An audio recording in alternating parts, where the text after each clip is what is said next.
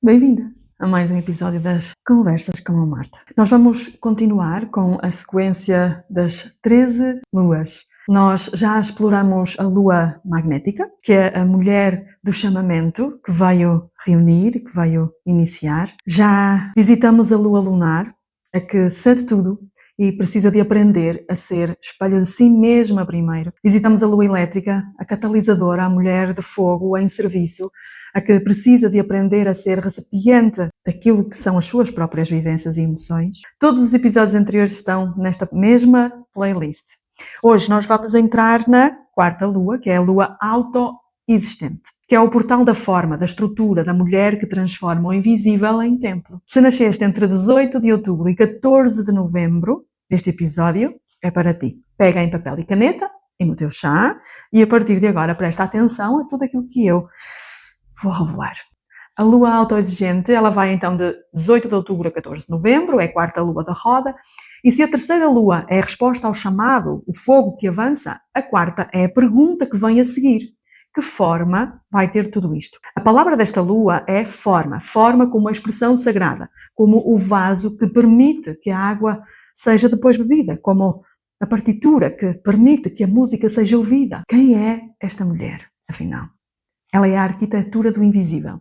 Ela tem uma capacidade rara de pegar naquilo que é etéreo, numa visão, uma intuição, um sentimento, e dar-lhe estrutura concreta sem lhe retirar a alma. É que entra numa sala e reorganiza o espaço energeticamente, intuitivamente. É que cria sistemas que os outros usam durante anos sem perceberem que havia uma mente por detrás deles. A que tem um sentimento estético que não é superficial, é uma forma que ajuda a perceber e a trazer ordem sagrada às coisas. Ela é detalhista, é precisa, é exigente consigo mesma, mais do que possam os outros pensar. E é a mulher que mais frequentemente guarda aquilo que ela criou à espera que esteja pronto.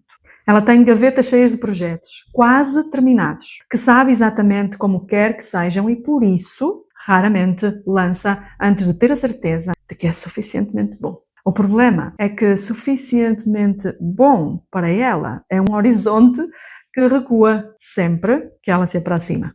Este portal ele atravessa 2 meses, outubro e novembro, e como sempre nesta sequência, cada mês traz uma vibração numerológica distinta, já sabemos. Para quem nasce em outubro, a vibração é de 1, o pioneiro, o iniciador, a alma que veio traçar o seu próprio caminho. Eu explorei em mais profundidade a criança do 1 no episódio da lua elétrica, a criança que aprendeu a suprimir a sua força para ser aceite. A solidão do pioneiro que vai sempre à frente e é por isso que vai sempre com a sensação de ir sozinha. Se nasceste em outubro e queres aprofundar essa camada, vai ouvir esse episódio e depois volta. Ele está na playlist. Hoje aprofundamos novembro, que é a vibração do 11. E o 11 não é um número qualquer. O 11 é um número mestre. Ele não se reduz, não se simplifica.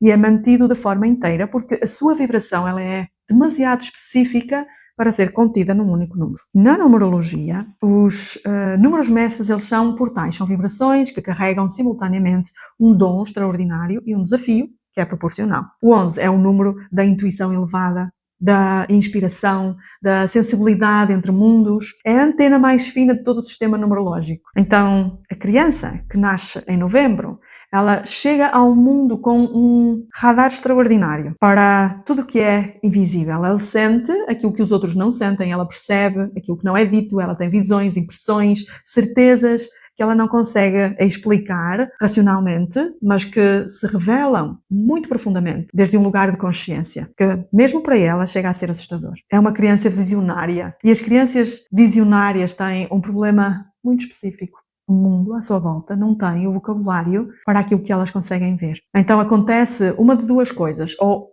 ambas ao mesmo tempo, na verdade. Primeiro, a criança aprende a não partilhar aquilo que ela percebe, as suas percepções. Ela guarda o que vê, o que sente, o que intui, porque quando ela partilhou em outros momentos, ela foi chamada de dramática, de sensível demais, de imaginativa demais, e aprende que o seu mundo interior é demasiado intenso para o mundo exterior. E fecha-se. Ela cria uma vida interior rica, densa, luminosa, mas completamente privada. Depois tem a segunda criança, A criança que usa a sua hipersensibilidade para captar o que os outros precisam e adapta-se a isso.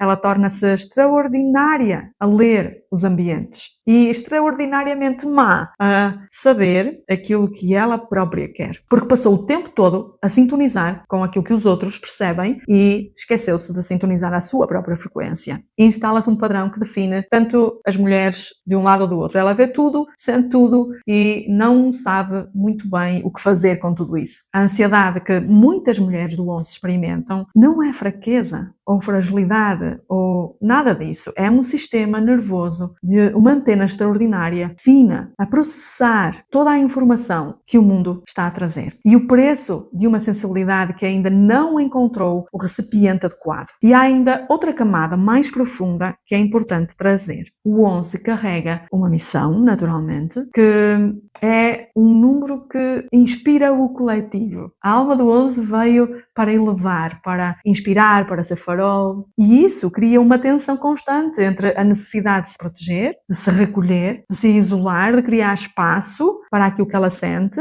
e o chamamento de se mostrar, de partilhar, de ser vista. É a tensão entre a sacerdotisa, que precisa de silêncio do templo, e a mestra, que precisa de sair do templo para ensinar. A infância desta mulher, desta lua, aquilo que se instalou nela. Então, seja pela via do a criança que aprendeu a suprimir a sua força para ser aceita, ou pela via do 11, a criança que aprendeu a guardar aquilo que vê para não ser chamado de exagero, ambas chegam à vida adulta com uma versão diferente do mesmo padrão. Criam em privado, guardam aquilo que fazem. Esperam que seja perfeito antes de mostrar. E a criança autoexistente desenvolveu muito cedo uma necessidade de controlo sobre o mundo interior. Porque o mundo exterior era demasiado imprevisível ou demasiado estimulante, barulhento, e criou ordem nos seus espaços, nos seus rituais, no seu pensamento, na sua casa, nas suas rotinas. Tinha os seus cadernos muito organizados, de forma que para os outros parecia muitas vezes exagero. Os seus desenhos tinham uma precisão para além da sua idade. As suas histórias tinham uma estrutura muito para lá da sua idade, que ninguém lhes ensinou. Então, este perfeccionismo precoce, ele não nasceu de vaidade, ele nasceu desta necessidade de criar um mundo interior onde ela se sentisse segura no mundo exterior que era demasiado para ela. E instalou-se a crença de que mais tarde cobra um preço. Só posso mostrar quando estiver perfeito. Porque se eu mostro imperfeito, vai ser rejeitado, vai ser demasiado. Mas o que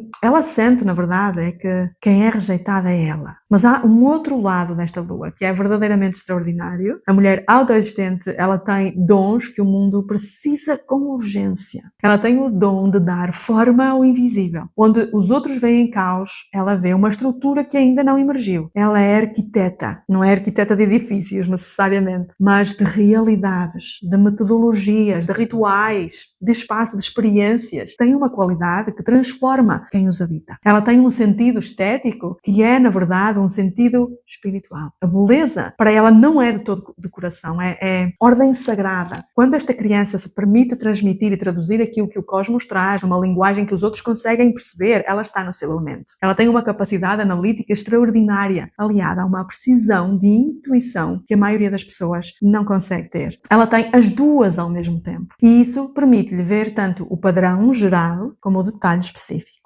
Mas ela tem uma qualidade de presença contemplativa que cria silêncio à sua volta. Quando ela fala, as pessoas param, porque aquilo que ela diz tem uma precisão que não se encontra muitas vezes. Mas depois também tem o outro lado, que são os desafios, como qualquer outra de nós. A mulher autoexistente tem todos a mesma raiz, perfeccionismo como armadura. A maioria paralisa antes dela lançar, espera que esteja tudo perfeito, e esse perfeito, que é um padrão que está sempre a mover-se para a frente. Há sempre mais um detalhe a afinar, mais uma camada a adicionar, mais um elemento que poderia estar melhor. E assim aquilo que ela criou fica guardado por tempos infinitos, protegido da rejeição, mas também inútil para quem vai precisar dele.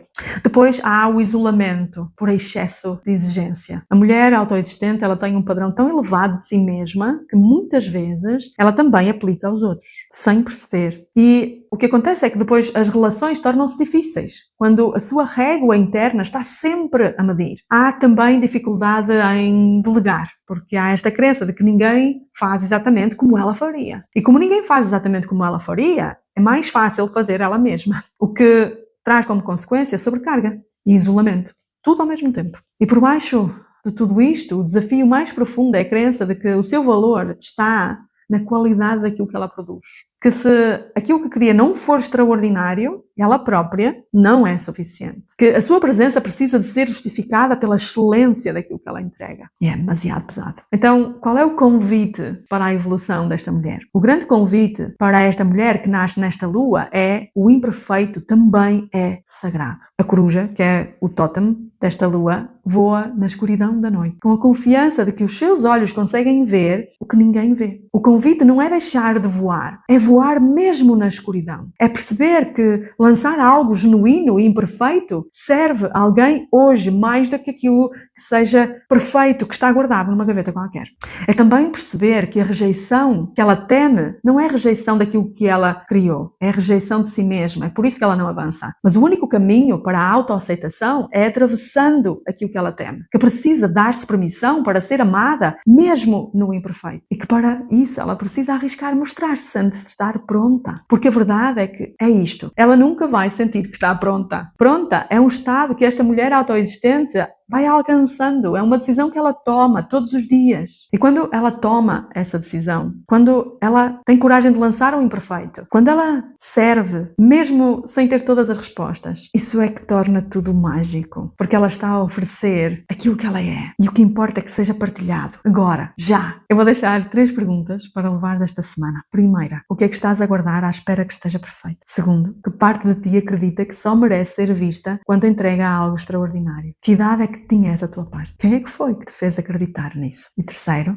se o imperfeito fosse suficientemente sagrado, o que lançarias ainda esta semana? O que farias ainda esta semana? Em resumo, tudo aquilo que nós exploramos hoje, a forma, o perfeccionismo, a visionária que guarda aquilo que vê, a mulher que espera pelo momento perfeito, que nunca chega, está escrito no teu mapa natal, com uma precisão que até hoje me surpreende. O eixo Karma-Dharma revela exatamente onde está o teu padrão de guardar em vez de lançar e onde está o caminho de alinhamento, onde a tua forma natural de criar se torna serviço real ao mundo, onde a tua exigência está a proteger-te da vida que queres viver e onde está o fio que te leva à expressão genuína, mesmo antes de estares pronta. O estudo que eu faço, ele não é apenas uma leitura do teu mapa, é um momento onde eu me conecto com os teus guias e trago orientação direta deles. É um acesso aos teus registros akáshicos, é cura. Se isso ressoa, eu deixo na descrição o link do contacto com a equipa. Podes também entrar na comunidade e pedir informação do estudo Karma-Dharma. O que está reservado para ti já existe, só precisa de ser visto. Se gostaste do conteúdo, deixa um gosto. Ajudas-me a chegar mais longe para que eu possa continuar com este projeto. O link da nossa comunidade do Telegram está também na descrição, podes aceder a ele por lá. É uma comunidade de mulheres magas que querem trazer-se inteiras e soberanas ao mundo. Se ainda não subscreveste este canal do YouTube, faz isso agora,